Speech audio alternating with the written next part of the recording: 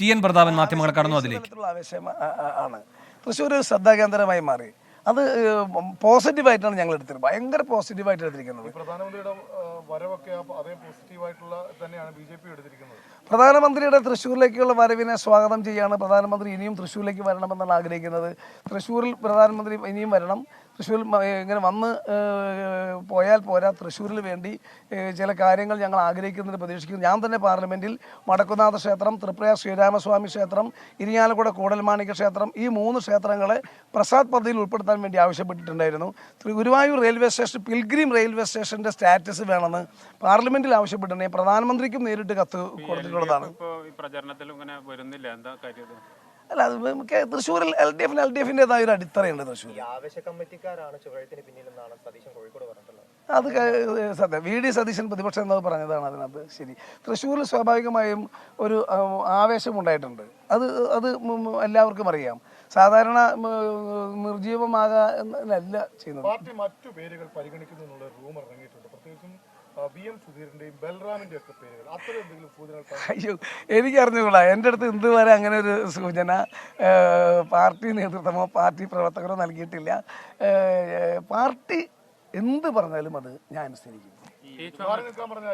Party എന്ത് പറഞ്ഞാലും അനുസരിക്കും. എൻ്റെ പാർട്ടിയാണ് എന്നെ പോലത്തെ ഒരു നിസ്സാരണക്കാരനെ ഇവിടെ എത്തിച്ചത്. പിന്നെ തൃശ്ശൂർ ജില്ലയിലെ ജനങ്ങളും. അതുകൊണ്ട് തൃശ്ശൂർ ജില്ലയിലെ ജനങ്ങളും തൃശ്ശൂർ എൻ്റെ പാർട്ടിയും എന്ത് ആവശ്യപ്പെട്ടാലും ഞാനത് അനുസരിക്കും. 100%, യാതൊരു സംശയമില്ല. എനിക്ക് തൃശ്ശൂരിലെ ജനങ്ങളെ അറിയാം. ഞാൻ ജനിച്ചു വളർന്ന മണ്ണ്, ഞാൻ ജീവിച്ചിരിക്കുന്ന മണ്ണ്, ഞാൻ ഇപ്പോഴും പിന്നെ തൊട്ട് തലോടി തഴുകി ജീവിക്കുന്ന സമൂഹം. കക്ഷി രാഷ്ട്രീയത്തിനും മതജാതി ചിന്തകൾക്കും അതീതമാണ് തൃശ്ശൂരുമായിട്ടുള്ള എൻ്റെ ആത്മബന്ധം. എനിക്ക് എല്ലാ പാർട്ടിയിലും ഒരിക്കലും പറ്റില്ല. മതം കൊണ്ട് വിഭജിക്കാൻ തൃശ്ശൂരിനെ കഴിയില്ല, രാഷ്ട്രീയം കൊണ്ട് വിഭജിക്കാൻ കഴിയില്ല. ഞാൻ മുസ്ലിം പരിപാടികൾ പ്രസംഗിക്കാറുണ്ട്, ക്രിസ്ത്യൻ പരിപാടികൾ പ്രസംഗിക്കാറുണ്ട്, ഹിന്ദു പരിപാടികൾ പ്രസംഗിക്കാറുണ്ട്, നിരവധി ക്ഷേത്രങ്ങളുടെ പരിപാടികൾ പ്രസംഗിക്കും.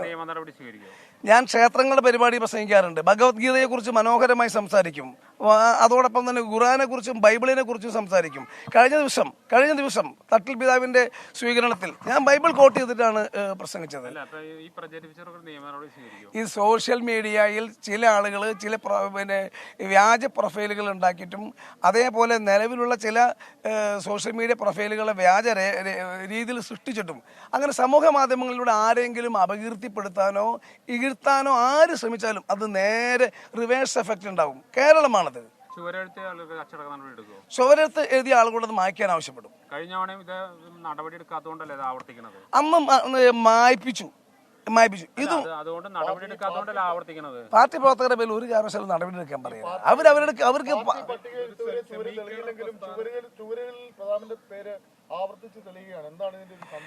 തൃശ്ശൂരിലെ ജനങ്ങളുടെ ഹൃദയത്തിനകത്ത് എൻ്റെ പേരുണ്ട്. അത് പാർട്ടിക്കാരുടെ കോൺഗ്രസ് പാർട്ടിക്കാരുടെ UDF-ന്റെ ഹൃദയത്തിൽ മാത്രമല്ല, എത്രയോ LDF അനുഭാവികളുടെയും നിഷ്പക്ഷമതികളുടെയും ഹൃദയത്തിനകത്ത് എൻ്റെ പേരുണ്ട്. രാഷ്ട്രീയത്തിന് അതീതമായാണ് ഞാനും അവരുമായുള്ള സൗഹൃദം, തൃശ്ശൂർക്കാരുടെ സൗഹൃദം. അതുകൊണ്ട് എനിക്ക് തൃശ്ശൂരിലെ ജനങ്ങളുടെ ഹൃദയത്തിലുള്ള പേരാണ്. അവരുടെ ഹൃദയത്തിന് ചുവരിൽ തങ്കലിപികളാൽ എഴുതിയതാണ് എൻ്റെ പേര്. ഒരു സംശയമില്ല. 100% ഉറപ്പാണ്. 100% 100%. ഇത് 100% ആത്മവിശ്വാസത്തോട് പറയുന്നു. കോൺഗ്രസ് പാർട്ടിയും UDF-ഉം എന്നെ സ്ഥാനാർത്ഥിയാക്കിയാൽ തൃശ്ശൂരിലെ ജനങ്ങൾ അവരുടെ ഇരു കൈവെള്ളയിൽ എന്നെ കൊണ്ടു നടക്കും. അത് പാർട്ടികൾക്ക് അതീതമാണ്, മതങ്ങൾക്ക് അതീതമാണ്.